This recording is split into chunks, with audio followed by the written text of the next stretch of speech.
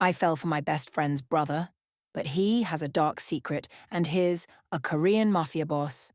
Okay, now listen. Come closer. Because this story, it doesn't start with love. It starts with a warning. Every woman, every single one, has that one man she should never ever fall for. Not because he's ugly, not because he's boring. No, because he's the kind of man that ruins your peace and makes you thank him for it. Mine? Yeah. Mine was my best friend's older brother. His name is Jihoon Park. And me? I'm Zainab Cole.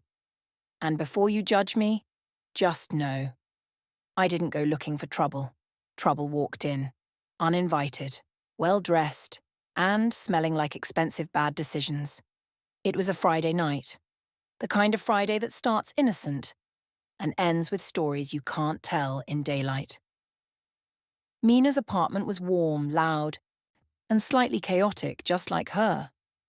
Afrobeats humming low in the background, wine glasses clinking, pizza boxes stacked like we had no intention of pretending to be healthy. I was curled up on her couch, barefoot, hair wrapped, arguing like my life depended on it. Men are not complicated, I said, waving my glass like I was giving a TED talk nobody asked for. They're just emotionally lazy, Mina snorted. Please, you fall in love with potential. That's your problem. I gasped. Excuse me? I fall in love with possibility. There's a difference. She laughed harder. Zainab, the last guy you dated said good morning once, and you started planning wedding colours. It was a very romantic good morning. We were like that. Loud, dramatic, slightly unhinged, best friends. The kind that knows your secrets and still chooses to keep you around. Then, the door opened. And just like that, everything changed. You know those moments in movies? Where the music cuts off, where the air shifts, where something in your chest just goes, oh, yeah, that. Jihoon stepped in like the night followed him indoors. Black suit, no tie, top buttons undone just enough to make you aware of things you had no business noticing. His hair was slightly messy, on purpose, obviously, and his face? Calm, too calm. Like nothing in this world could touch him. He didn't say hi, didn't smile, didn't even acknowledge Mina. His eyes, they landed on me. And listen, I've been looked at before.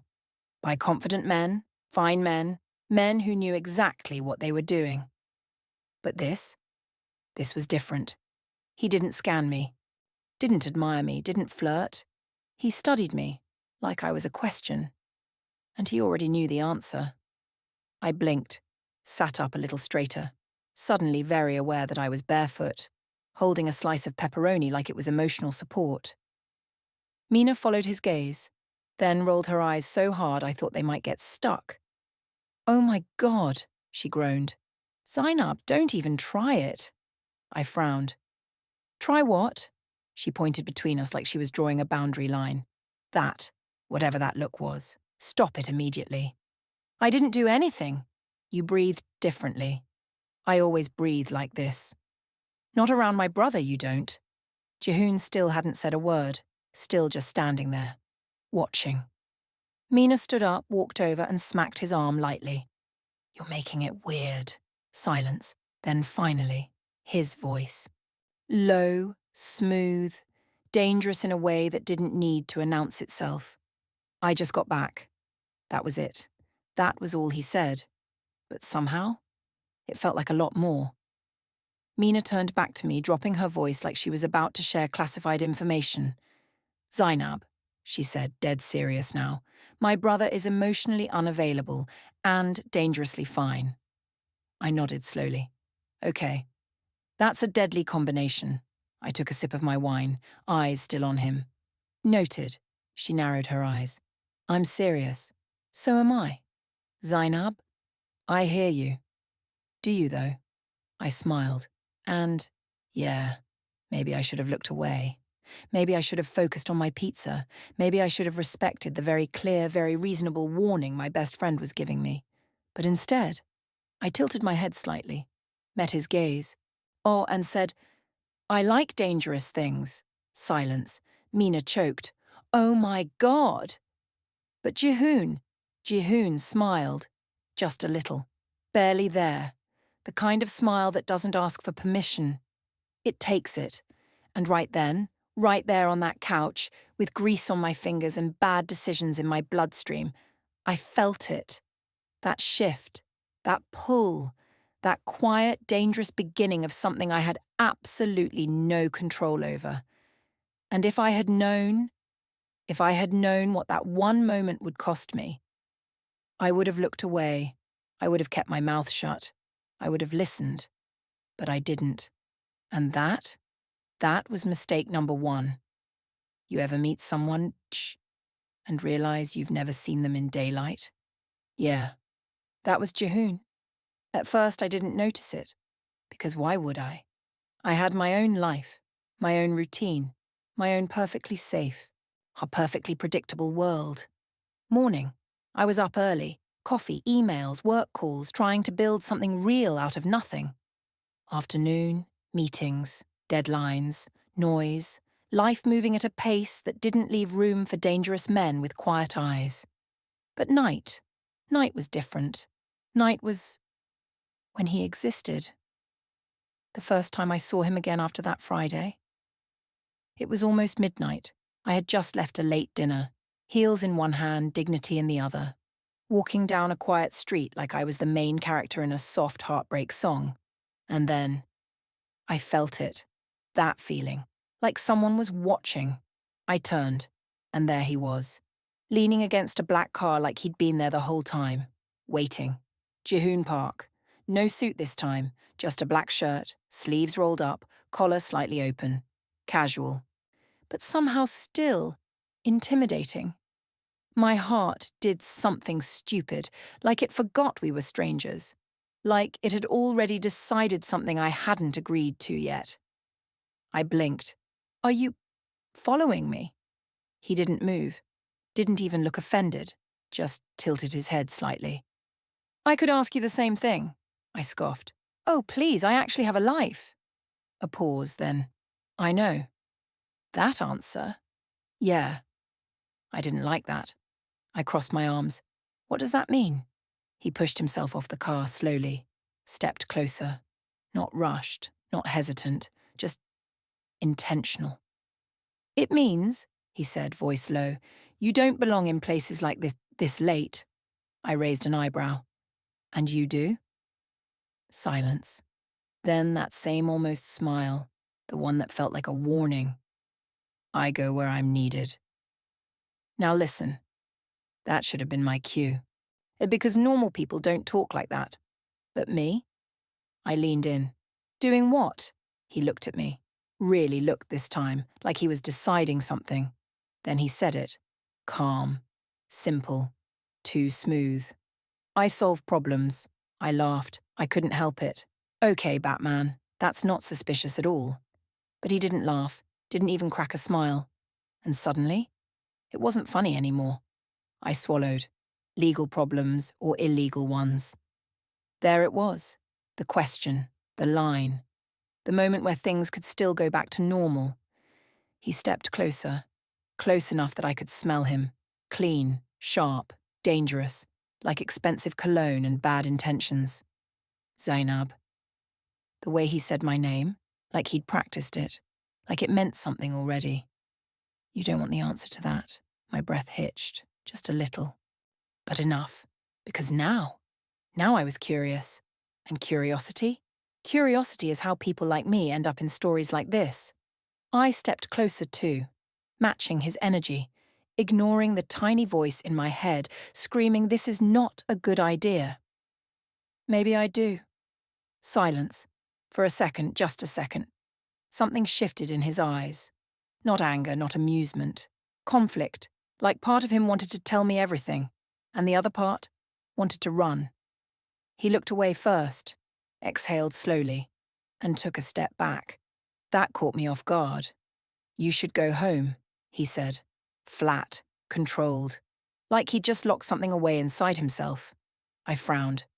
That's it? That's it? I stared at him, trying to understand, trying to read between lines he wasn't even giving me. You always this Mysterious? He glanced at me. And for a second, that wall cracked just enough for me to see something human underneath. I'm trying not to be. That answer? Yeah, that one stayed with me. He opened the car door, paused, then looked at me one last time. Go home, Zainab. And then he left. Just like that. No number, no explanation, no closure, just questions. And somehow, that made it worse, because now I was thinking about him. More than I should. More than made sense. And the crazy part? That wasn't the last time. No. Because after that night, it became a pattern. I'd be out late. He'd appear. Outside a cafe that was closing. Across the street from my office when I stayed too long, in elevators, parking lots. Quiet corners of the city where people like him shouldn't exist. But somehow always did. And every time, same energy. Same calm, same distance, like he was there, but never really available, like he was watching something unfold and refusing to interfere. And me? I told myself it was coincidence, told myself I didn't care, told myself I wasn't waiting to see him again. But one night, I broke. I turned to him, frustrated, curious, a little too invested. Why do you only show up at night? That made him pause, really pause. He looked at me, longer than usual, like he was deciding whether I was ready for the truth or better off in the dark. Then he said quietly, because what I do, a beat, isn't meant to be seen in the light. And just like that, the air changed again. Because now, it wasn't just attraction. It wasn't just curiosity. It was something deeper, something heavier, something dangerous. And the worst part? I wasn't scared enough to walk away. I was already too far in. Yeah, that was mistake number 2. You know how people say, ignorance is bliss? Yeah, they're not lying. Because once you see the truth, you don't get to unsee it. You don't get to go back to soft music, late-night flirting, and pretending a man like Jihoon just solves problems. No. You get dragged into reality. And reality? Reality is ugly. It started like any normal day, which should have been my first warning.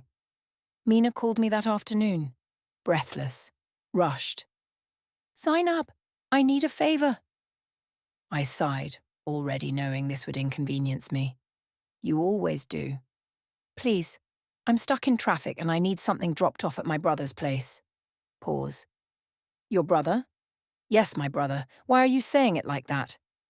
No reason, I said quickly, grabbing my bag. What am I dropping off? A file. It's on my kitchen counter. Just take it to him and leave. Leave, I repeated. Yes. Don't sit. Don't talk. Don't do whatever it is you do with your eyes. Just leave. I rolled mine. You're so dramatic. Zainab. Fine. I'll drop it and go. Simple, right? In and out. No complications. No chaos. Yeah. That's not how this story works. His building was exactly what you'd expect. Tall. Quiet. Expensive in a way that didn't need to show off. The kind of place where people mind their business. Because they know better than not to. I stood outside his door for a second. File in hand. Heart. Doing something unnecessary. Relax, I muttered to myself. You're just dropping something off. I knocked. Once. Twice. No answer. I frowned. Checked my phone. Mina, he should be home. I reached for the handle, just to check. It opened. And right there, that was the moment. The exact moment everything could have gone differently. Because I could have turned around. I could have said, nope, not my business. I could have left that file at the door and walked away like a sane person, but instead, I stepped inside. Jihoon? I called softly. Silence. The apartment was too neat, too quiet, like no one lived there, like it was just a space, not a home. I took a few steps in, heels clicking against the floor, each sound louder than it should have been. Jihoon? I tried again. That's when I heard it. Voices. Low, sharp, not casual, not friendly. The kind of voices that don't belong in peaceful places. I froze. My body knew before my mind caught up. Something was wrong. I should have left. But curiosity? Curiosity is a dangerous thing. So I followed the sound, slowly, carefully, heart pounding like it was trying to escape. The closer I got, the clearer it became. A man was speaking, not loudly, but with authority, with control, with a kind of quiet violence that didn't need volume. "You think this is a game?" I stopped just before the doorway, breath caught somewhere between fear and disbelief. And then I looked. 3 men, on their knees, bruised, bleeding, broken in ways that didn't look accidental, and standing in front of them, Jihoon. But not the Jihoon I knew. No. This version was something else. His posture was relaxed, hands in his pockets, head slightly tilted like he was bored. Bored. Like this was routine. But like this wasn't violence, it was business. "You disrespected my name." His voice, calm, too calm. One of the men tried to speak, voice shaking. We didn't mean..." Jihoon moved, fast. 1 second he was still. The next, the man was on the floor. No warning, no hesitation. And the room went silent.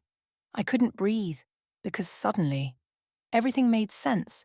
The nights, the mystery, the way he looked at me like he was holding something back. This was it. This was what he didn't want me to see. My hand tightened around the file, paper crinkling too loud in the silence, and that's when he heard me. Jihoon turned, our eyes met, and for the first time, I saw it. Not control, not calm. Emotion, raw, sharp, dangerous in a completely different way. "Zainab." My name left his mouth like a mistake. The room shifted. The air thickened. The men on the floor looked between us, confused, terrified, trying to understand why I mattered. And me? I couldn't move. Because the man I had been flirting with in the dark, the man who told me to go home, the man who said I didn't want answers, he wasn't just dangerous, he was this. My voice came out small, unfamiliar. "I didn't know you were..." "Stop." One word, sharp, controlled, but not directed at me, at the situation, at the reality crashing down around us. He ran a hand through his hair, exhaled slowly, like he was trying to think, trying to fix something that couldn't be undone. Then softer, too soft for a room like that. "You weren't supposed to see this?" And that? That broke something in me, because he wasn't denying it, wasn't explaining it, or wasn't even trying to justify it. He was just disappointed, not in himself, in the fact that I was now part of it. I swallowed hard, forced my feet to move, 1 step back, then another. I should go. He didn't stop me, didn't move, didn't speak. He just watched. And somehow, that was worse, because it felt like a goodbye. Not dramatic, not loud, just inevitable. I turned, walked out, closed the door behind me, and the second I hit the hallway, I breathed, like I'd been underwater the entire time. My hands were shaking, my heart was racing, my mind trying to catch up to a truth it wasn't ready for. Jihoon Park wasn't just a man with secrets, he was the secret, and I had just walked straight into it.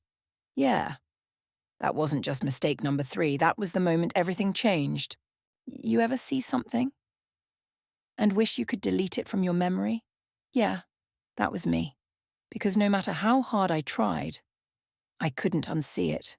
Not the blood, not the fear in those men's eyes, not the way Jihoon stood there like it was just another Tuesday. And definitely not the way he said my name. Zainab. Soft, careful, like I was something fragile in a room full of broken things. I didn't sleep that night, didn't even try. I sat on my bed, lights off, staring at nothing, replaying everything, over and over again. Maybe I misunderstood. Maybe it wasn't what it looked like. Maybe there was an explanation, but deep down, I knew. There are some things you don't need context for. Violence like that, it doesn't lie.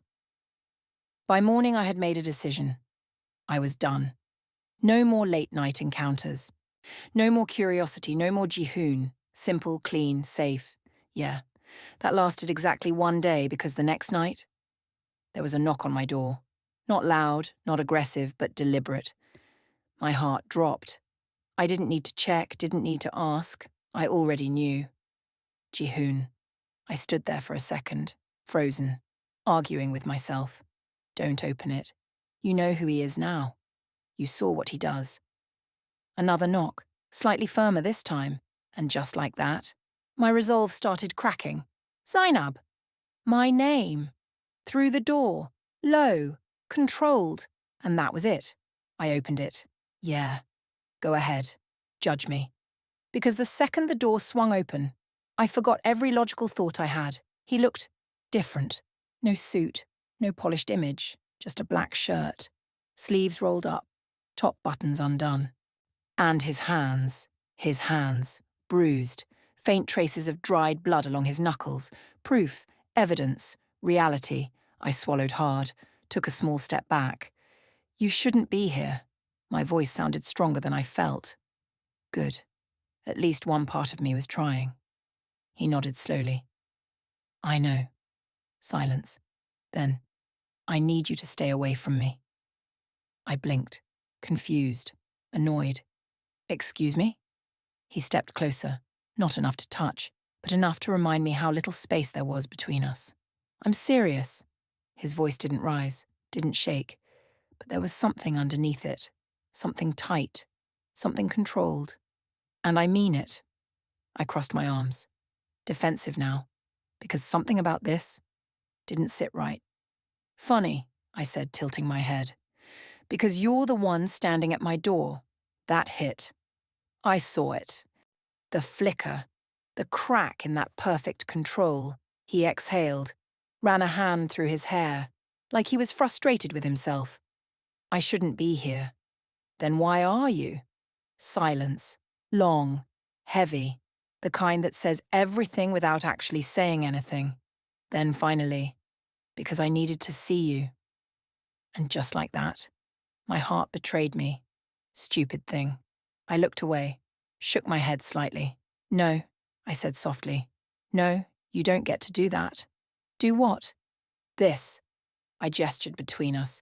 This confusing, intense, late night, whatever this is. He didn't interrupt, didn't argue, so I kept going.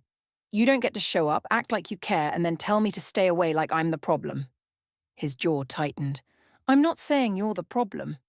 Then what are you saying? He stepped closer. This time, closer than before. Close enough that I had to look up, close enough that I could feel the tension radiating off him. I'm saying, he said quietly, that I'm not a good man, Zainab. There it was. The truth. Not hidden, not sugar-coated. Just laid out.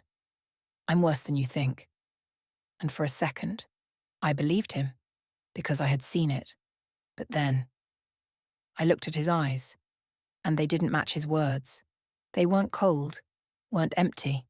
They were conflicted, like he was fighting something inside himself, something he didn't trust me to handle. I swallowed, stepped closer, ignoring every warning sign flashing in my brain. Then why, I whispered, do you look at me like I'm the only good thing in your world? Silence. Complete. The kind that makes your heartbeat sound too loud. And just like that, he broke. Not dramatically, not loudly, but I saw it, the shift. His control slipped, just a little. His hand lifted, hovered near my face like he wanted to touch me, but didn't trust himself to. You don't understand what you're asking, he said, voice rougher now. Then explain it. I can't. Why not? Because if I do, a pause, a breath, you won't look at me the same way again. I let out a soft, almost sad laugh. Jihoon, I already don't. That landed. Hard. Because now, There were no illusions left, no pretending, no mystery to hide behind, just truth. And whatever this was between us, it had survived it, barely. He looked at me like he was memorizing my face, like he was already preparing to lose me. "You should hate me," he said quietly. "Do you want me to?" Silence. Then, "No." Honest. In immediate. And that was the problem. Because now I knew. He wasn't pushing me away because he didn't care. He was doing it because he did. And somehow, that made everything worse. Or maybe more dangerous. I stepped closer, closed the distance completely. "If you're trying to scare me away," I whispered, "it's not working." His breath hitched, just slightly. And for a man like him, that meant everything. Yeah, that was mistake number 4. You ever realize you're already in too deep? Like there's no clean exit anymore. No graceful way to walk away without leaving a part of yourself behind. Yeah, that was me. Because after that night, after his confession, after the way he looked at me like I mattered more than his own rules, I should have walked away. But I didn't. Instead, I stayed. And staying? Staying has consequences. It started with silence. Not from me, from him. Days passed. No calls, no messages, no late-night appearances. Nothing. And you'd think that would make it easier. You'd think distance would clear my head. It didn't. It made it worse. Because now I was thinking about him all the time. At work, in traffic, in the quiet moments when my brain had nothing else to focus on. Jihoon, his voice, his eyes, that warning he gave me that I completely ignored. "I'm not a good man." Yeah. No kidding. By the 4th day, I was irritated. Not heartbroken, not sad. Annoyed. Because how do you show up, shake someone's entire reality, and then just disappear? So I did what any reasonable, emotionally compromised woman would do. I went to Mina. She was in her kitchen, casually eating like her life wasn't about to get complicated. I didn't even sit. "Your brother," I said. She froze, slowly turned. "Oh no. Oh yes." "Zainab." "No, don't Zainab me. We need to talk." She sighed, set her plate down, rubbed her forehead like she already knew where this was going. "I told you to stay away from him." "And I tried," I shot back. "I really did. But your brother is out here acting like a whole mystery series and I need answers." "That's exactly what you don't need." I stepped closer, lowered my voice. "I saw something. That did it." Her entire expression changed. Gone was the playful, dramatic Mina. Now? She looked serious, dangerously serious. "What do you mean you saw something?" I hesitated, because saying it out loud made it real. But I said it anyway. "I went to his place. To drop off the file you gave me." Her eyes widened. "Zainab." The door was open. She closed her eyes, already regretting everything. "And I went in." "Of course you did," she muttered under her breath. "I heard voices. I followed them. And then..." I swallowed. "I saw him." Silence. Heavy. Thick. Uncomfortable. "And?" she asked quietly. "And he wasn't just intimidating, Mina." I looked at her. Really looked. He was in control of something dark. She didn't respond, didn't deny it, didn't even try to soften it. She just sighed. Long. Tired. "Zainab? That tone? Yeah." I didn't like it. "What? You need to let this go." "No." She blinked, surprised. "No," she repeated. "No," I said again, firmer this time. "You don't get to shut me out now, not after what I saw." Her jaw tightened. "Duh, you don't understand the world you're stepping into." "Then explain it." "I can't." "Why not?" "Because the less you know, the safer you are." That snapped something in me. I'm already not safe, Mina. Silence, because we both knew I was right. I took a step closer, lowered my voice. "They were bleeding." Her eyes dropped. "He said they disrespected his name." Still no response. That's not normal. No, she said quietly. It's not. Finally, the truth. I crossed my arms, heart racing now. So what is he, Mina? She looked at me, and for a second, I saw it. Fear, not for herself, for me. My brother, she hesitated, struggled, then finally, is not just a businessman. No kidding. He's part of something bigger. How big? Silence. Then, he doesn't just operate in boardrooms. Zainab. My stomach tightened. Then where? Her voice dropped, almost a whisper. In places where power isn't written down. A pause. It's enforced. I stared at her, trying to process, trying to piece it together. And then it hit me. Wait. I shook my head slightly. No. She didn't stop me. Didn't correct me. Your family? Another silence. And that? That was my answer. Oh my God. I laughed, but there was no humor in it. Oh my God, Mina. She stepped forward. Zainab, your brother is... Don't say it. But it was already there, hanging in the air. Heavy. Real. Mafia, I whispered. She closed her eyes. Didn't say yes. Didn't say no. But she didn't have to. Because now? Now everything made sense. The nights, the secrecy, the violence. Jihoon wasn't just dangerous, he was powerful. And men like that? They don't get to live normal lives, they don't get to love freely, they don't get to choose peace. I stepped back, heart racing, mind spinning. This is insane. I told you to stay away. And I didn't listen. No, you didn't. Silence. Then I whispered. And I don't think I can now. That scared her. I saw it. Zainab, listen to me, she said, grabbing my arm. People like him, people in that world. They don't just have enemies, they create them. I know. They don't love the way normal people do. I know. They don't get happy endings.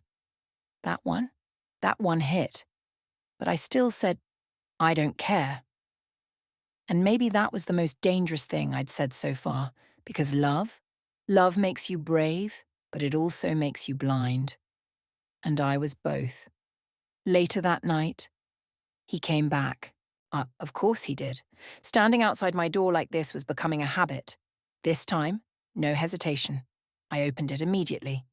You need to leave. That was the first thing he said.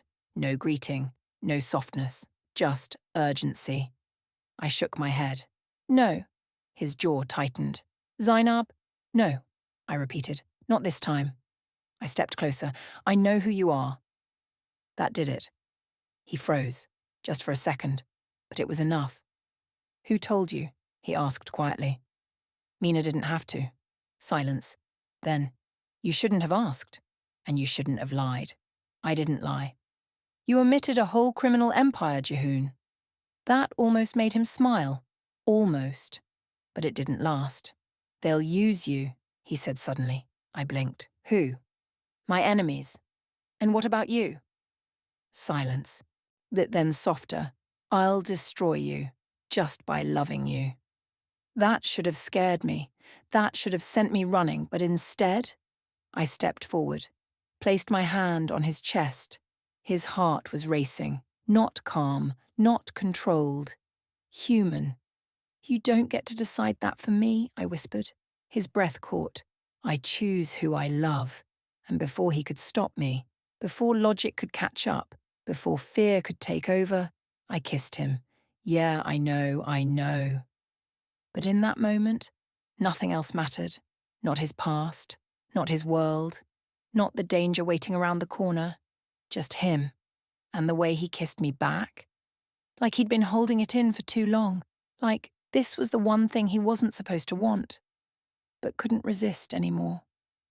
And just like that, there was no going back. Because now, it wasn't just attraction. It wasn't just curiosity, it was love. And love? Love doesn't survive in a world like his. It gets tested. Or destroyed. Yeah, that was mistake number 5. Love makes you stupid. Let's not romanticize it. Let's not dress it up in poetry and soft music. Love, real love, it makes you ignore red flags. It makes you stay when you should run. It makes you believe you're the exception in a story that was never written for exceptions. And me? I didn't just fall. I jumped. After that kiss? After the way Jihoon held me like he was both terrified and addicted, everything changed. We didn't talk about it, didn't define it, didn't label anything. But it was there, in the way he showed up more often, in the way his voice softened only for me, in the way his hands, those dangerous, to violent hands, became careful when they touched me, like I was something he didn't want to break. And maybe that was the illusion, because the truth? He didn't need to touch me to break me. His world would do that for him. It started with small things. A car parked too long outside my apartment. A man across the street pretending to be on his phone, but never actually moving. Unknown numbers calling, then hanging up when I answered.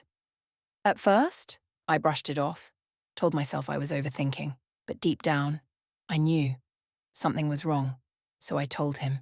We were in his car, late night, of course. I think someone's watching me, that's all I said. But the moment those words left my mouth, Jihoon changed. His entire body went still, not confused, not surprised, still. Like a predator sensing something it couldn't ignore. Since when? He asked quietly. I shrugged. To 3 days, maybe 4. His grip tightened on the steering wheel. Why didn't you tell me sooner? I frowned. Because I didn't want to sound paranoid. He looked at me then. Really looked. And for the first time, I saw fear. Not for himself. For me. Zainab. His voice dropped sharper now. You don't get to decide what's important when it comes to your safety. That annoyed me. Oh, I'm sorry, I didn't realize I needed permission to feel uncomfortable in my own life. Stop. That one word cut through everything, not harsh, but urgent, serious in a way I hadn't heard before.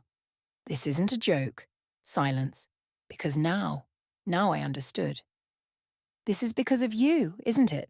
He didn't answer. Didn't need to. My chest tightened. Jihoon, I told you to stay away. And I told you no. His jaw clenched. And now they know. That sentence changed everything. Who knows? My enemies. Simple, direct, terrifying. And what does that mean for me? Silence. Too long. Jihoon. It means you're a weakness. That hit. Hard. A target. Harder. Something they can use against me. And just like that, I wasn't just in his world anymore. I was exposed in it. Fear crept in. Slow. Cold. Real.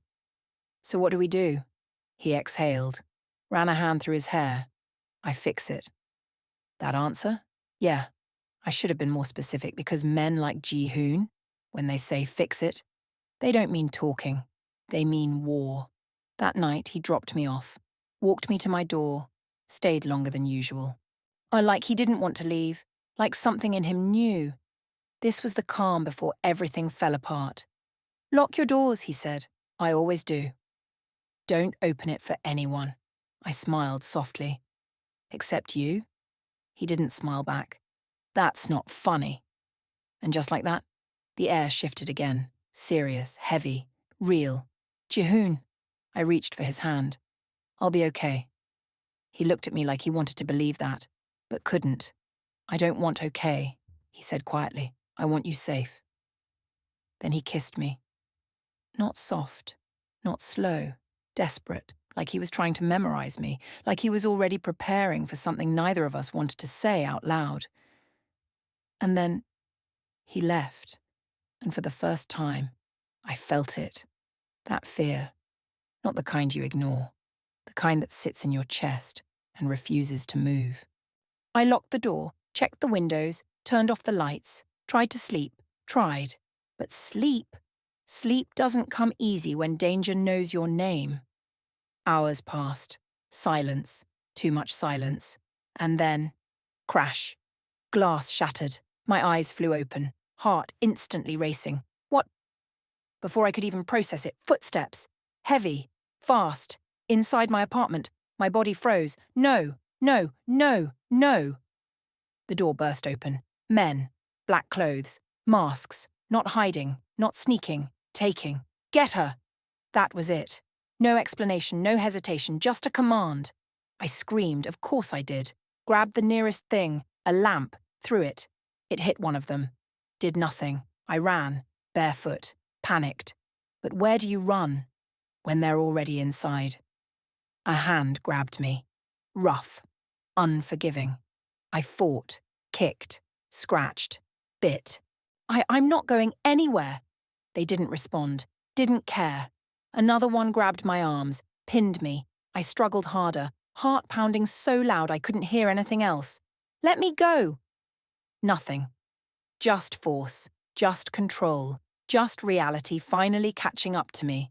They dragged me out, through my own door, into the hallway, everything blurred, lights too bright, air too thin.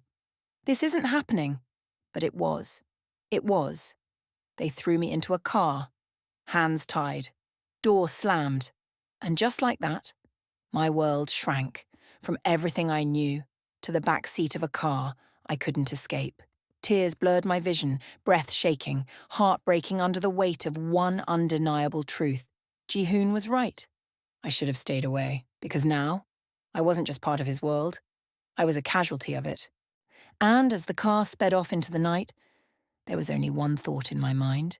Jihoon, please find me, because if he didn't, I already knew.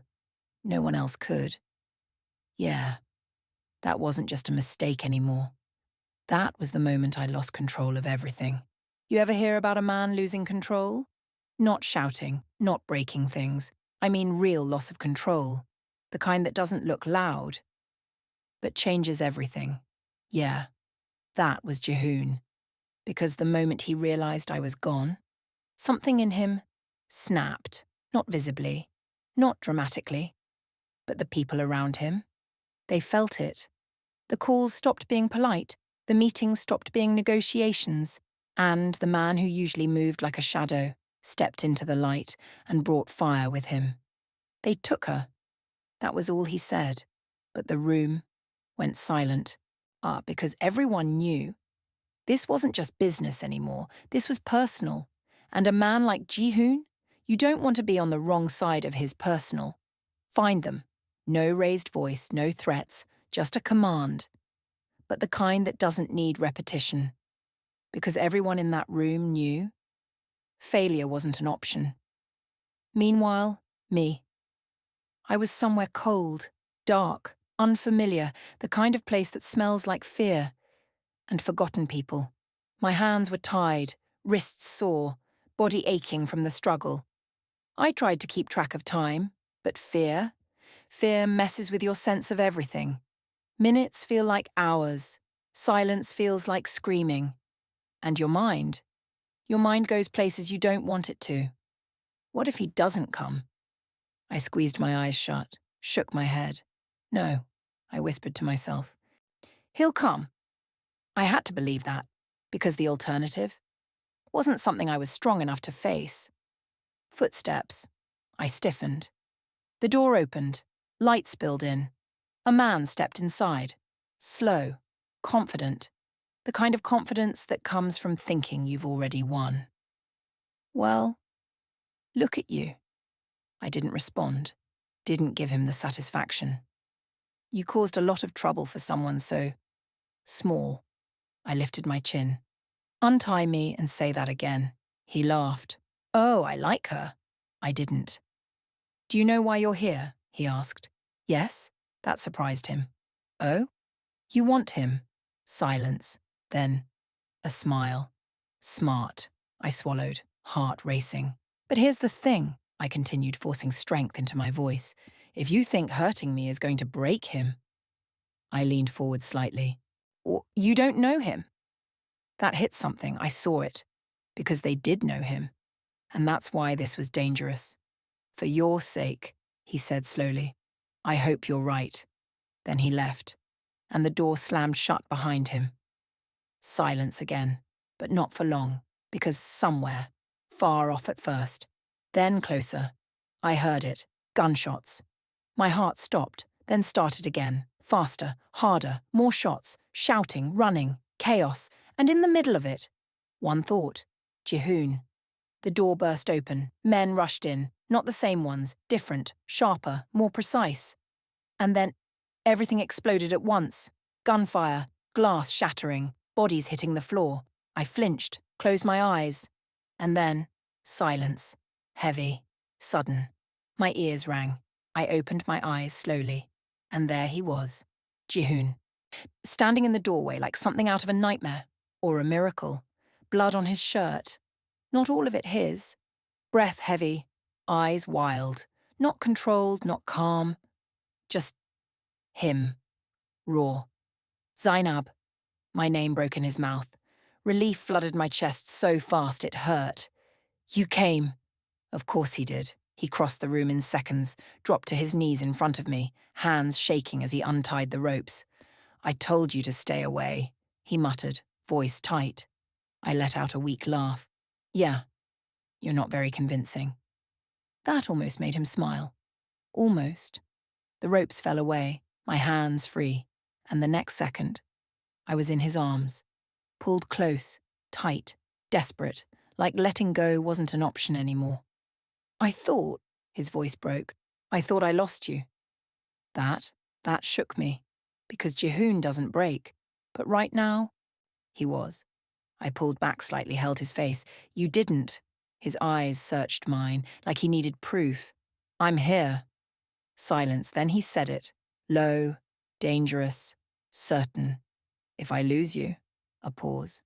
I burn everything. And this time, there was no metaphor in it, no exaggeration, just truth. I believed him, because I had just seen what he was capable of. The bodies, the chaos, the war he brought with him. All for me. And maybe I should have been scared. Maybe I should have stepped back, questioned everything. But instead, I leaned in, forehead against his. Then don't lose me. Simple, but it meant everything. Because this wasn't a fairy tale, this wasn't safe, this wasn't easy. But it was real. And for better or worse, it was ours. He kissed me then, not soft, not hesitant, but certain, like a promise.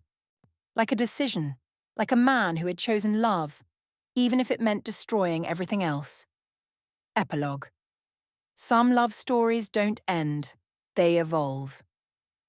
Let's be honest, this isn't the part where everything magically becomes okay. There's no perfect peace, no clean ending. Jihoon didn't stop being who he was, and I didn't suddenly become fearless. But we learned how to survive each other's worlds, how to stand in the middle of chaos and still choose us. Because love like this, it doesn't fix you, it doesn't save you, it changes you. And sometimes that's enough, because in the end, I didn't fall for a good man. I fell for a dangerous one, a broken one, a man with blood on his hands. And somehow, my name's still resting in his heart. And if you ask me, yeah, I'd make the same mistake again. Follow for more.